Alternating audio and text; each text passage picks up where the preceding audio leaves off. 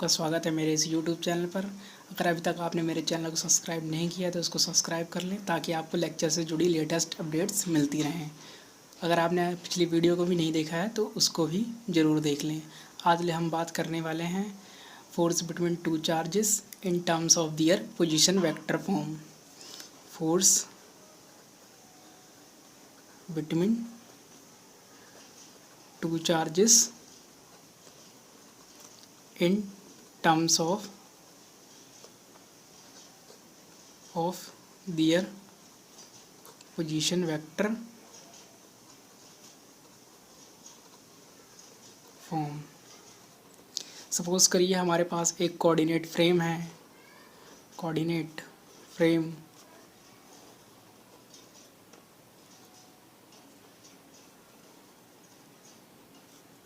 z y x। Suppose करिए यहाँ पर Q1 charge at point a, b point पर Q2 चार्ज है, जो इनके पोजीशन वेक्टर्स हैं R1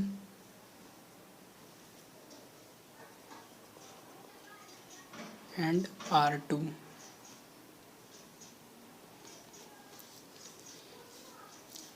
पिछली वीडियो में हमने रिलेशन ड्राइव किया था जिसमें force on charge Q1 due to Q2 equal to 1/4 pi epsilon naught Q1 Q2 R square इन दोनों चार्जेस के बीच का सेपरेशन है। यूनिट वेक्टर R21 या R21 क्यों है? क्योंकि ये जो फोर्स लग रही है Q1 चार्ज पे ड्यू टू Q2, ये दोनों चार्ज की जो प्रोडक्ट है वो ग्रेटर देन 0 है। मतलब ये दोनों लाइक चार्जेस होने के कारण ये चार्ज इस डायरेक्शन में मूव करेगा, इसमें फोर्स लगेगी तो जो इसकी डायरेक्शन होगी उसको हमने R21 यूनिट वेक्टर का नाम दिया है। और फोर्स किस डायरेक्शन में लग रही है? F12 इस डायरेक्शन में 2 F12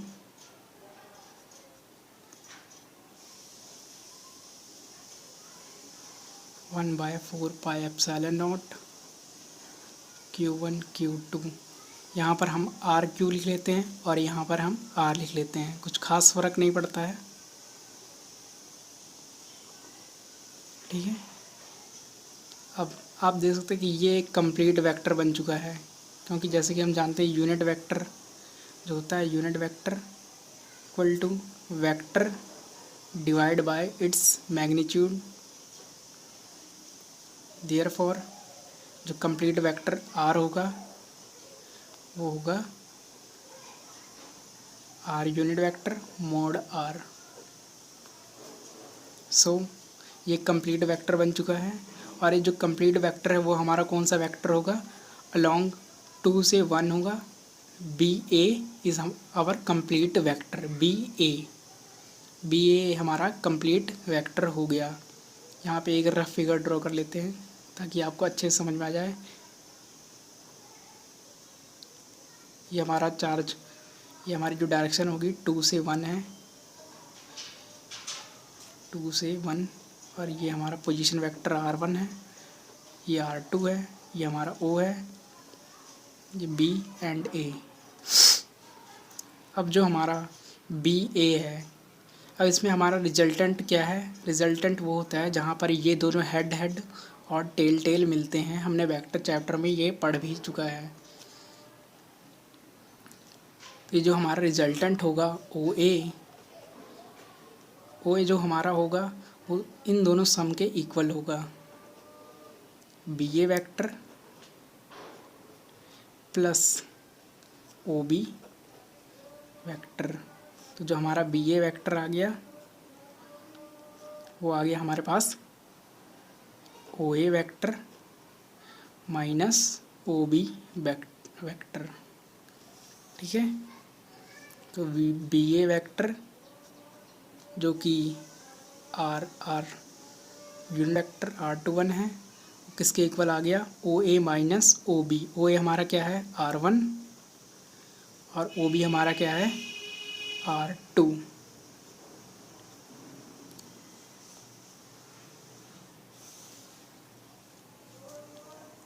so force F12 equal to 1/4 pi epsilon naught Q1 Q2। ये आर क्यू ये हमारा मोड का है, mode are Q.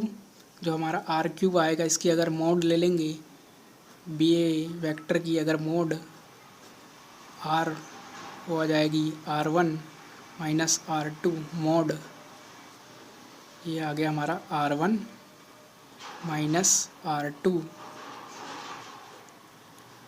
Along R1 minus R2। Similarly हम लोग यहाँ पर हमारा क्यूब आ गया, यहाँ पे आर क्यूब था, सो हमारे यहाँ पे क्यूब आ गया। सिमिलरली जो हम F21 को भी कैलकुलेट कर सकते हैं, जो कि हमारा आएगा 1/4 pi epsilon naught Q1 Q2 R2 minus R1 mode Q, यह आ गया R2 माइनस R1। ये हमारी दो इक्वेशंस आ गई हैं। ये आप खुद से भी ट्राई कर लेना एक बार सॉल्व करने की।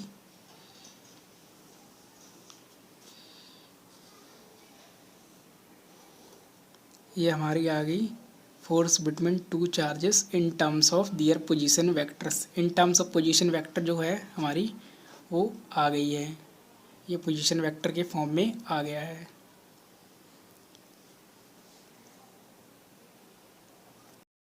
अब हम बात करेंगे सुपरपोजिशन प्रिंसिपल की। सबसे पहले हम एक कोऑर्डिनेट फ्रेम को ड्रॉ करते हैं।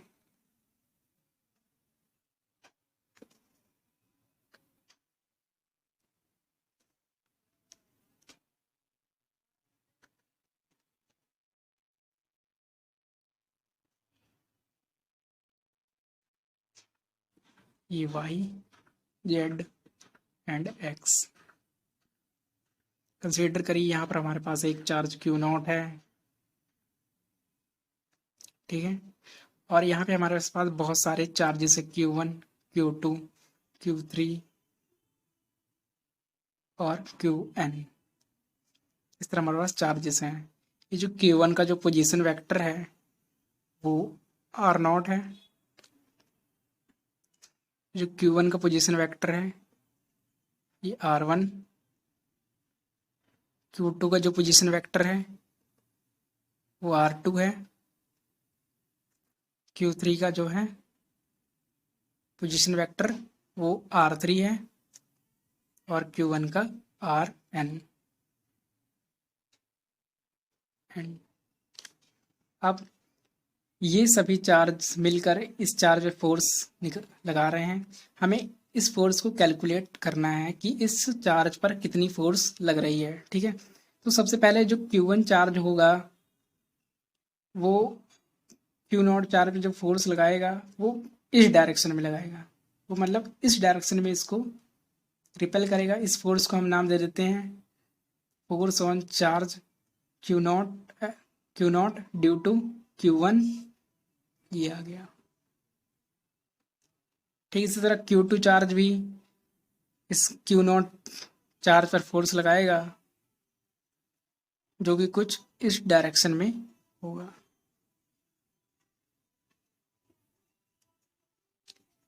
इसी तरह Q3 चार्ज Q0 चार्ज पर फोर्स लगाएगा जो कि इस डायरेक्शन में होगा।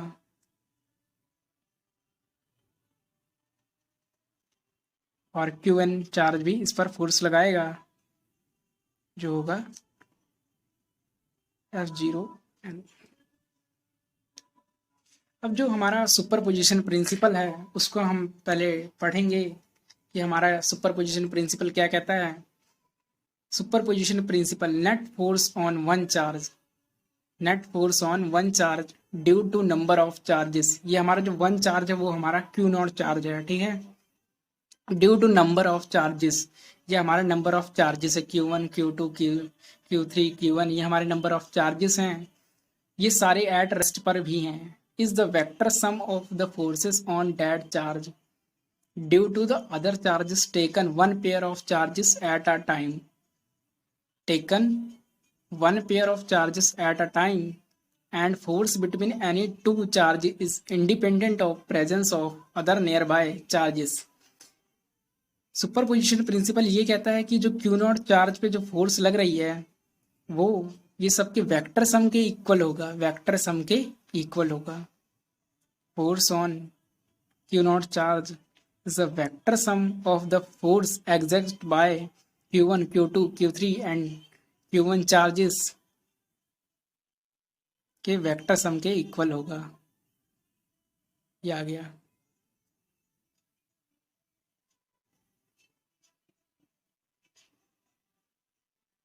ये आ गया हमारे पास टोटल फोर्स कितनी लग रही है।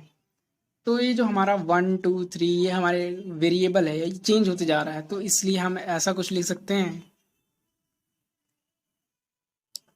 बार बार वेरी हो रहा है तो इसलिए हम यहाँ लिख देते हैं F0, यहाँ पर I लिख देते हैं। I की जो वैल्यू इनिशियली है वो 1 से स्टार्ट है, कहाँ तक, N तक, ठीक है। इस तरह हम इसको रिप्रेजेंट कर देते हैं। अभी हमने एक पढ़ा था रिलेशन, इसमें हमने कूलम्स लॉ को पोजीशन वेक्टर के फॉर्म में रखा था, जो कि हमारा था F12 force on charge 1 due to 2 is equal to 1/4 pi epsilon naught Q1 Q2 और R1 minus R2 Q R1 minus R2, ठीक है। तो जो हमारा फोर्स जो लग रही है चार्ज क्यू नॉट पर, हम उसको भी इस तरह लिख सकते हैं, और जो कि होगा सिग्मा इनिशियल जो हमारा है 1 N तक, उसको हम लिख सकते हैं 1/4 पाई एप्सिलॉन नॉट। ये हमारे पास क्यू नॉट चार्ज, और ये हमारा Q1 Q2 Q3 ये हमारा वेरी हो रहा है, बदलते जा रहा है 1 2 3 इस तरह। तो इसलिए यहाँ पर हम QI लिख देंगे, और जो हमारा पोजीशन वेक्टर है R0 हमारा फिक्स है, ये हमारा R0 हो गया, माइनस RI Q और R0 माइनस R1 वेक्टर। ये हमारा आ गया सुपरपोजिशन प्रिंसिपल। ये हमारा आ गया सुपरपोजिशन प्रिंसिपल। एक बार आप फिर से पढ़ लें डेफिनेशन ऑफ सुपरपोजिशन प्रिंसिपल कि जो net force on charge due to a number of charges all at is rest is the vector sum. ये हमारा वेक्टर सम हो गया force F1 F01 F02 and F03 is the vector sum of the forces on that charge due to other charges। ये हमें दो charges को जो एक वन जो हमारा पेयर है Q0 और Q1, ये हमें एट अ वन टाइम पर लेना है। जब हम इन दोनों के बीच के जो फोर्स को हम कैलकुलेट कर रहे हैं तो हमें Q2 चार्ज को उसमें इन्वॉल्व नहीं करना है, ये सुपरपोजिशन प्रिंसिपल कह रहा है। इसलिए force between any two charges is independent of presence of other near by charges. I hope आप लोग समझ गए होंगे सुपरपोजिशन प्रिंसिपल। सुपरपोजिशन प्रिंसिपल के बेस में एक न्यूमेरिकल करेंगे ताकि आपके कंसेप्ट थोड़े बढ़िया से क्लियर हो जाएं। तो जो हमारा पहला न्यूमेरिकल है वो है कि 3 charges 10 microcoulomb 5 microcoulomb and -5 microcoulomb are placed in at the 3 corners ABC of an equilateral triangle of side 0.1 meter. Find the resultant force experienced by the charge placed at corner A। कह रहा है कि यहाँ पर एक charge है A B. पहले हम इक्विलेटरल ट्रायंगल ड्रॉ कर लेते हैं। ए बी सी, ये हमारा पॉइंट ए हो गया, ये बी और सी। जो हमारा ए पॉइंट है वहाँ पर 10 माइक्रोकूलम का एक चार्ज है, 10 माइक्रोकूलम का। और जो हमारा बी पॉइंट है वहाँ पे 5 माइक्रोकूलम का एक चार्ज है। और जो हमारा सी पॉइंट है वहाँ पे -5 माइक्रोकूलम का एक चार्ज है। सबसे पहले हम ये जो माइक्रोकूलम है इसको हम कूलम में बदलना पड़ेगा। इसके लिए हम इसको 10⁻⁻6 से मल्टीप्लाई कर देंगे। तो जो हमारा चार्ज ए हो गया वो आ जाएगा 10⁻⁻6 इंटू 10, एक आ जाएगा 10⁻⁻5। सिमिलरली चार्ज बी आ गया हमारे पास 5 इंटू 10⁻⁻6, और सिमिलरली सी आ गया हमारे पास -5 इंटू 10⁻⁻6। सबसे पहले हम इन दोनों चार्ज के बीच जो फोर्स लग रही है उसको हम कैलकुलेट करेंगे। ये दोनों चार्ज पॉजिटिव होने के कारण एक दूसरे को रिपेल करेंगे। तो हमें जो resultant force experience by the placed at corner A, जो हमारा ए कॉर्नर पे जो चार्ज प्लेस है हमें यहाँ पर इसका रिजल्टेंट फोर्स पता करना है। इसलिए हम ये जो बी चार्ज है ये इसको इस डायरेक्शन में रिपेल करेगा, कुछ इस डायरेक्शन में ऐसे रिपेल करेगा। Force between charge a b जो हमारा आ गया 1/4πε0, इनकी प्रोडक्ट आ जाएगी charge q a into q b. और ये 0.1 मीटर है, ये भी 0.1 मीटर है, ये भी 0.1 मीटर है। 0.1 का स्क्वायर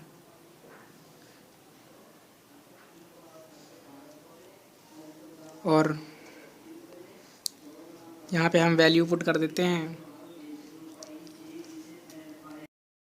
ये इसकी वैल्यू आ गई 1/4πε0। इसकी वैल्यू जो आ गई 9 इंटू 10⁻9। जो हमारा क्यू ए चार्ज है वो है 10⁻⁻5। क्यू बी चार्ज वो है 5 इंटू 10⁻⁻6 ओवर 0.1 का स्क्वायर। ये हमारा -6 और ये -5, ये माइनस का 11 प्लस 9, ये हमारा आ गया 10⁻⁻2। और 9 इंटू 5 45, ये हमारा 1 इंटू 10⁻⁻2 आ जाएगा। ये आपस में कैंसिल हो गए, हमारे पास आ गया 45 न्यूटन। ये जो फोर्स है ये होगी रिपल्सिव,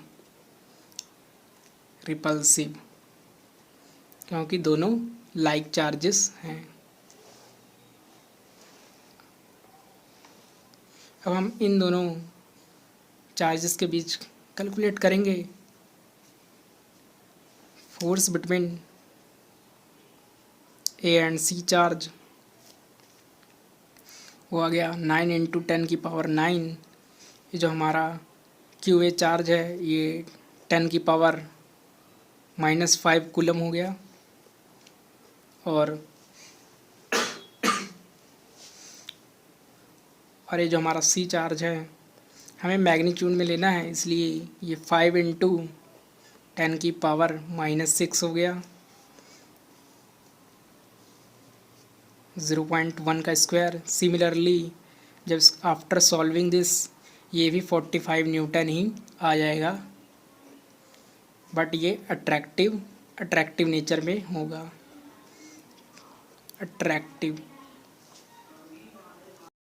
ये हमारा अट्रैक्टिव होगा क्योंकि ये हमारा पॉजिटिव चार्ज है और ये नेगेटिव चार्ज है, तो ये जो इस डायरेक्शन में कुछ ऐसे होगा।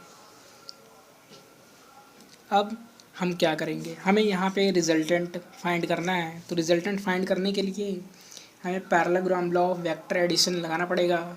इसके लिए जो ये दोनों हमारी एडजेसेंट साइड हैं और ये जो हमारा डायगोनल होगा, रिजल्टेंट होगा वो डायगोनल होगा। ये दोनों एडजेसेंट साइड हैं, ये डायगोनल हमारा रिजल्टेंट हो गया। यहाँ पे हमने parallelogram law of vector addition लगा दिया। ये कुछ इस डायरेक्शन में।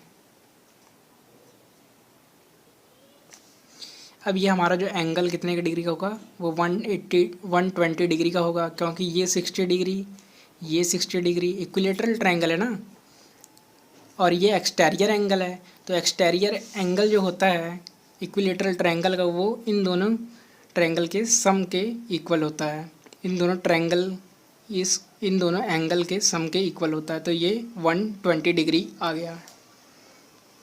अब यहाँ पे हम रिजल्टेंट वाला फार्मूला यूज़ करेंगे।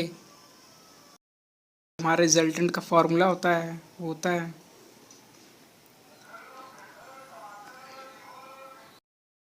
AB square plus FAC square plus 2 FAB into FAC into cos theta. जो हमारे थीटे की वैल्यू है वो 120 डिग्री है, और ये 45 का स्क्वायर प्लस 45 का स्क्वायर 2 इंटू ये 45 का स्क्वायर FAB इंटू FAC 45 का स्क्वायर, और कॉस 120 डिग्री की जो वैल्यू होती है वो होती है -हाफ। ये 2 और ये 2 कैंसिल हो गए। 45 को हमने कॉमन निकाल लिया, और जो हमारे पास आ गया वो आ जाएगा 1 + 1, और ये -1 कैंसिल हो गए। 1 का रूट 1, 45 न्यूटन। तो जो हमारा रिजल्टेंट फोर्स आ गई ऑन चार्ज A, वो आ गई हमारे पास 45 न्यूटन। 45 न्यूटन।